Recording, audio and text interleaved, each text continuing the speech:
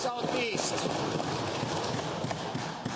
Thank you, Mr. Speaker. Not all refineries are set up to process bitumen, due to geopolitical factors beyond our control. We're lucky the U.S. Gulf Coast has the capacity to take on large quantities of Alberta bitumen.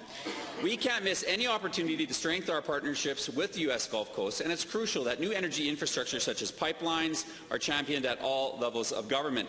To the Energy Minister, when in Houston earlier this year, it's my hope that you advocated for increased energy infrastructure development. When asked the question, did you show support for the approval of Keystone XL?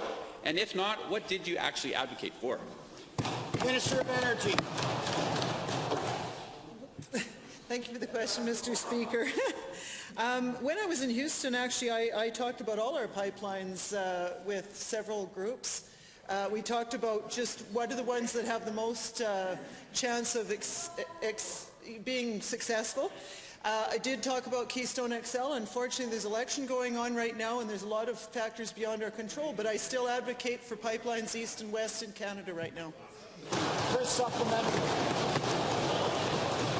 Given the fact that the Gulf Coast refineries were originally built to refine Venezuelan heavy oil, and given the fact that the relationship may change between the U.S. and Venezuela to the point where the Gulf Coast refineries actually accept Venezuelan crude, to the Minister, would you agree that there needs to be a strategic long-term vision for transporting bitumen to the Gulf Coast, and if not, why not? And respectfully, Minister, do you understand the urgency to get our product to new markets? Minister of Energy.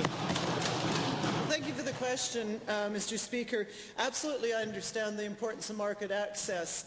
Right now, with the current American election going on, while Keystone is a possibility, it's not the best possibility right now.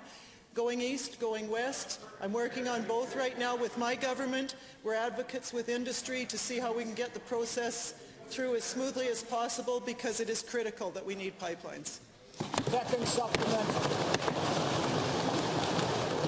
Given that Alberta has an abundance of natural gas, and in fact it can be a key to reducing our provincial emissions footprint both in electricity generation and in subsidies for new natural gas upgrading facilities.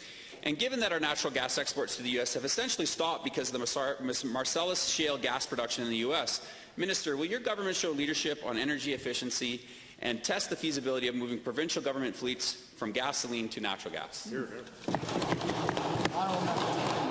you for the question, Mr. Speaker, and you're absolutely right. Our number one customer was the U.S., and they're gone. They've got their own gas. So right now it's less than 1% goes elsewhere. So we have to look at all kinds of possibilities. And I think with the climate change implementation plan, that will be one of the matters discussed. We also have to look at other markets or other uses, such as in the petrochemical diversification plan. We have to take responsibility for using better, making better use of our resources.